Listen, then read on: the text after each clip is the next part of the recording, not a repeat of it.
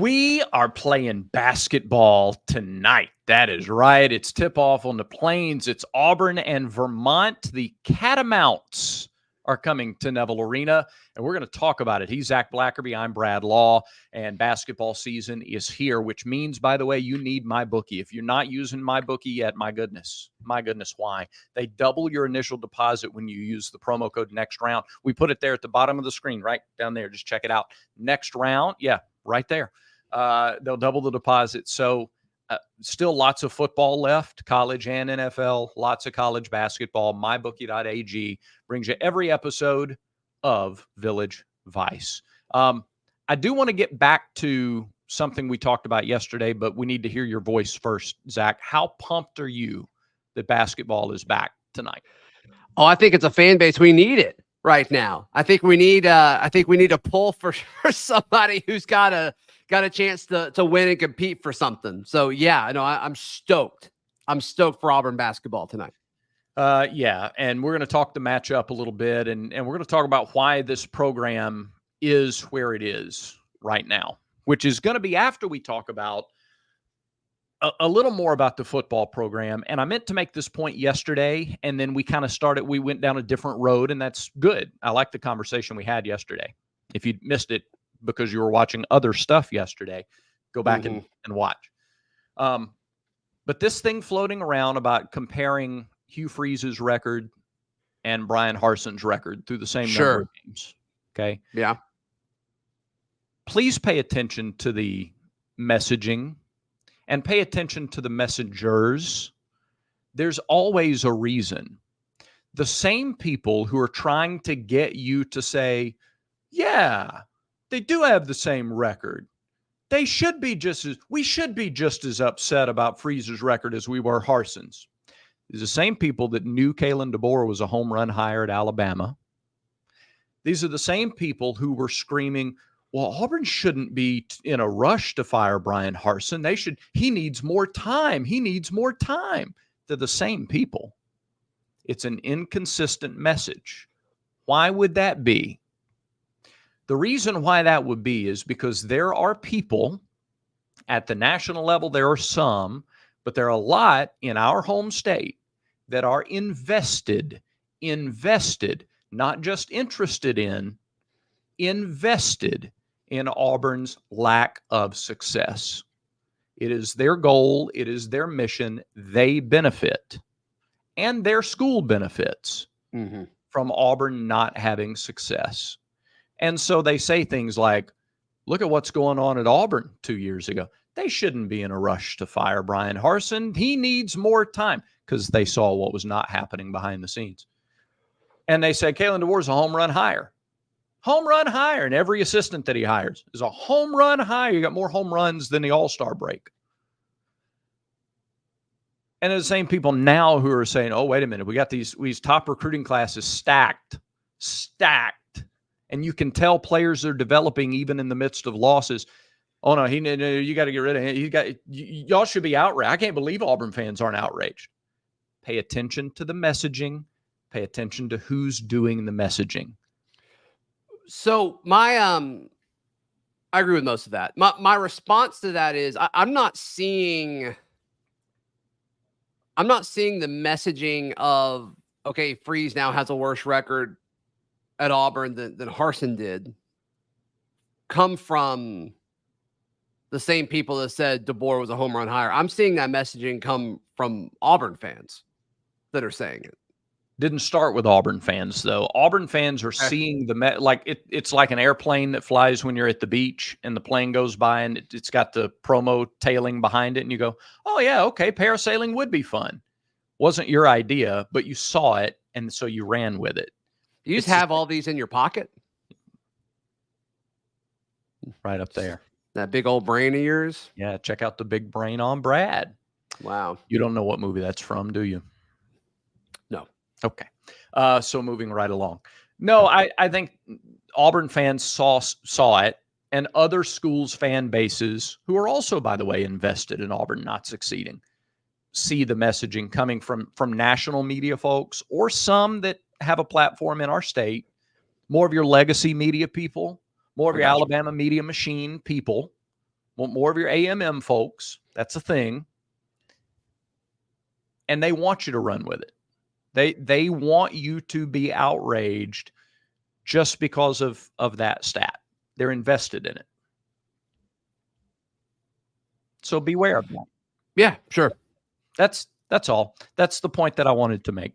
So thank you for letting me make it. Yeah. Yeah. And I'm trying to think if I want to add anything to that. I mean, yesterday's show, we went over like the context of exactly what that means, and the situations aren't the same. But, and I agree with you, but just to create discussion here, like this is a results-based business. Yeah. And at some point, and I'll be more specific, if he doesn't fix it next year, the conversation does need to be the same as it was with Harsin, where it's like, like what you're doing makes more sense of why it should be working. But if it's not, the process is still broken. Yeah. And I mean, this is, you gotta get wins. So I agree with that. And it's why the month of December and quarterback conversations are going to be absolutely fascinating. Fascinating. Because Auburn's not going to be the only team that, I mean, like everybody around the country, most teams probably are asking the question. And when I'm talking about 75, 80%, we'll go into the offseason asking the question, do we have the quarterback on the roster that we think can get us where we have to be, or do we need to look? And how competitive will the market be if you're looking in the transfer portal? No, there's no doubt. What my whole point is, the message, the way it's being delivered, who is delivering the message. Harsin is such an incendiary figure in Auburn football to Auburn football fans, that it's very easy for someone in traditional media, very easy to use him and his record. Oh, see, it's it. Why? That's all I'm just telling you, be smart about that. Be wise when you start seeing stuff like that. Why am I getting this messaging that's intended to be? Yeah, no, I got you. Incendiary. Yeah, and just when you look at, I mean, the college football playoff rankings came out the first time this year. They came out last night. And this is in response to your comment about, like, there's going to be a lot of teams that want a quarterback this cycle. Oregon's the number 1 team in the country, transfer quarterback. Yep. Ohio State's the number 2 team in the country, transfer quarterback. Georgia, not a transfer quarterback. Miami, they got Cam Ward. Texas, transfer quarterback. Been there a minute, but he did come from Ohio State. Right. And after that, it kind of does trail off a little bit. But I mean, you just look at a lot of these teams that are in the top 25. I mean, it's okay to go get a transfer quarterback. And Auburn tried it. Yeah. They just missed. And they thought that they could get pieces around him and take that step forward. But that just hasn't really been the case. The follow-up question, or the follow-up kind of point, is not only are those top teams flourishing with transfer quarterbacks right now, how many of the top 12 are going to be looking for a quarterback in the offseason? How many of those top 12 feel like they have their guy on the roster right now? That's more of a rhetorical question. It's something we could get into maybe when the actual 12 are revealed, rather than this nonsense of throwing it out there the first Tuesday in November. But, and I don't know the eligibility situation for some of these guys, but yeah, you're right. They're the folks who lose their quarterback to the draft or whatever, they're going to be looking. And if you're a playoff team and if you're a quarterback that's, a top 5 quarterback in the portal and a playoff team calls you, versus if Auburn calls you, like, the conversations are different. It's, hey, we need to go back and we need you, and we've got this proof of, we're just going to put you in here and it's going to be great. Right. Or, hey, yeah, we need you to, like, throw to these young receivers that are super, super talented, and we're going to try to do what they just did. Yeah. It's different. It's a different conversation for sure. Yeah. Let's talk about basketball. I love it. Let's talk about basketball. Let's do it. I misspelled basketball on the side there, and you didn't tell me. I left an L off, and you didn't tell me. You know why? Auburn's probably only taken 1 L all year. I mean, that's probably why you only put 1 L in the sport name. You think it was It was subliminal. Yeah. It was, you're manifesting a season with only 1 loss. Hey, today's show brought to you by our friends at Roback, roback.com. Use promo code VICE20 to check out. or I guess to get 20% off of anything on their incredible website, a loaded catalog with a ton of different designs. You were sporting one yesterday, and boy, did you look good. Got Boy, lots of did you look comments. good. Lots of comments on it. Yeah, for So. sure. But yeah, they've got the best collared shirts in the game, as well as the performance hoodies and quarter zips. They've got it all over at roback.com. Use promo code VICE20.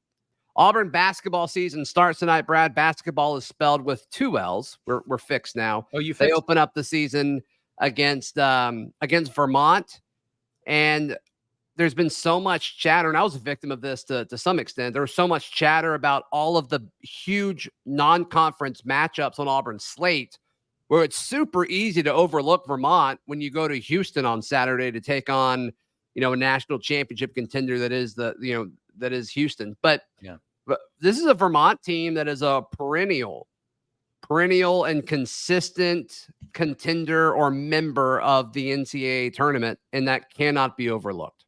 No, it can't. Their coach, John Becker, I think is his name.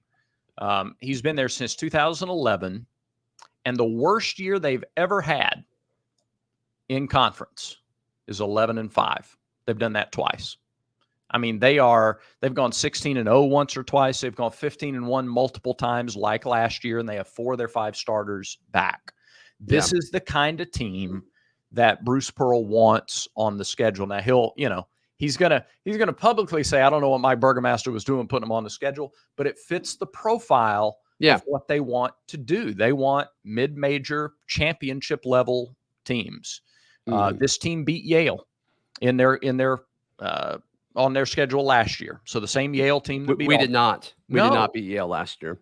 And transitive property means nothing. We know that, but coaches sure can use that as motivation. And it sounds like that Yale loss has been something that's come up a lot within that team too. Like they're not. It's on the whiteboard in the locker room and has been. Like literally? The score. That's awesome. The final score has not been erased from the whiteboard. Good. Yeah. So it's a constant reminder. I didn't know it was a literal thing when I saw that. That's incredible. Yes. Okay. Yeah. Thank you for sharing that. It's a literal reminder. It's there. It's the last thing they see when they leave the locker room for practice. Last thing. Now, I don't know if it'll be there tonight or if they'll, erase it to do the actual game plan stuff for tonight. But this is a small team. They don't have anybody taller than 6'9". UAB out-rebounded them by 14 Monday night, but they still beat UAB. Yeah. They're a veteran team. They're a good shooting team, and they will try to control the pace in this game. That's something to watch. If the game's in the 60s, that's not good for Auburn. Yeah. Auburn wants it in the 80s, 90s, and they want up in it. They were able to speed up Florida Atlantic. Those who were at that game, you saw guard play was a little helter-skelter because they sped them up. They got them going way faster than what they were comfortable playing. And they'll try to do that tonight, and that'll be a big key, I think. Mm-hmm. Obviously, depth is going to come into play. Yeah. Size, length, overall athleticism. I mean, I just think if you're Vermont, there's only so much you can simulate in practice. Mm-hmm. You can't simulate the athleticism and length and size that Auburn has. And I do think it's an advantage that they've already played a game that matters, that counts. Yeah. I think it's a super big advantage. I will say this, though, and this isn't just being, Mr. Orange and Blue about this, but I think essentially the Florida Atlantic game was a game that like they coached it and played it as if it mattered. Like Bruce got a technical in the second half of that game. So like he's in midseason form, baby. Let's go, BP. Yeah, 100%. Yeah. So, and I think that's a good point.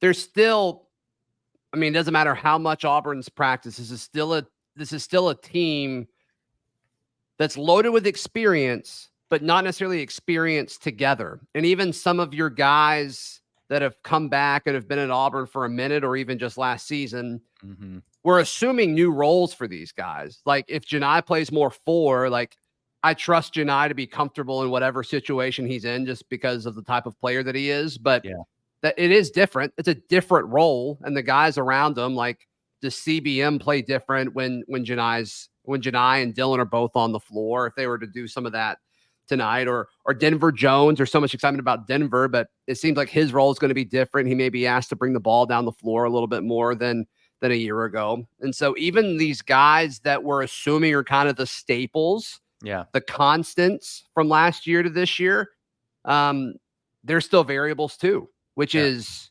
interesting. And I don't think it's a bad thing, but it is worth mentioning because there are a ton of unknowns about this team. Yeah, there are. That, like, I think they're more athletic and deeper than they were last year, which is I think this is the most athletic and deep team he's ever had. Yeah, I agree. The only, and this is not, I want to frame this the right way because words matter. It's not a concern. It is going to be interesting to watch. Like, Miles Kelly is a volume shooter. Denver Jones is a volume shooter. He's best if he can get 8 or 9 shots in a game. Is he always going to get 8 or 9 shots with this lineup? Is JP Pegues, who's playing 32 minutes a game at Furman, 34 minutes a game, 36 at Furman, how is he going to be when he's playing 22 minutes a game? Yeah. I don't know. Like, some guys handle, like, Miles isn't going to get the number of shots here that he got at Georgia Tech. So how does that make him better in the shots that he does get, or does he have games where he has a little trouble getting going? Same for Denver, same for JP, where you only get a certain, even if you're taking 50 shots in a game, those are going to be distributed among multiple guys. So how does that break out? That's one of the things I'm really curious to see. Yeah. And is that a thing that varies game to game, week to week, hot streak to hot streak? Yeah. I don't think they know the answer to that yet. Would be my guess. And I think it's going to frustrate Auburn fans just because it has in the past, but I think Auburn's going to be in some really close games against really, really good teams, some ranked on ranked matchups. Mm-hmm. And BP is going to be focused, like, still working on figuring out what the rotation is when there's 4 minutes left to go in the game. And some of it's not going to work. Yeah. And that's just something, like, I think emotionally as a fan base, like, that's going to happen. It would almost be, it'd be extremely shocking if that did not happen. And the goal here is to win a championship. And that's the stuff that helps you win a championship. And these types of losses don't hurt you that much, but just emotionally get ready to lose. Like, we're going to lose a game or two in those types of situations, I think. And it's going to be frustrating. That is so well said. And some people will knee-jerk react to that and go, what a loser mentality. It's not. It's the opposite. It's a championship mentality. It's seeing it as a marathon and not a sprint. Yes. Yeah. It's why the program is where it is right now. The vision that Bruce has for each team is a long-form vision. Program is a long-form vision. It's why it took 3+ years to get the thing really going well. And then they've really only had 1 or 2 mid-range or middling type of seasons since that initial regular season SEC championship. He knows the talent and depth. He's pushing them hard. He's giving them no excuses, and he's approaching this game like he talked to us on Tiger Talk Monday, and he framed this game as what a flex. This can teach us a lot. This can teach us a lot. It's a game, you win or lose it. Yeah, and you're trying to win it, of course. But within a win or a loss, what can you learn in November that you can apply to February or March? Yeah. There you are. Yeah. We were talking about this earlier, Vermont, the Catamount. Their coach has been there since 2011. Why has he stayed at Vermont? I don't know, but he's got them rolling. And so maybe he really likes Vermont. You made the joke. Maybe he's really into maple syrup. I don't know. I mean, he's a graduate from Catholic. He didn't go to Vermont. Mm-hmm. So he's, I don't know. Yeah, maybe he's a big maple syrup. Maybe he's a part of an emerging maple syrup conglomerate. Put into words the ideal ratio of pancake/waffle to syrup. Well, you're talking to the wrong guy because I love maple syrup. I put it on everything. I put it on pancakes. I put it on pizza. Sometimes I put a little in my hair if I'm having a rough day. What do you think holds it up, Slick? Did you quote a movie or do you actually put it on pizza? No, it's a movie. Okay.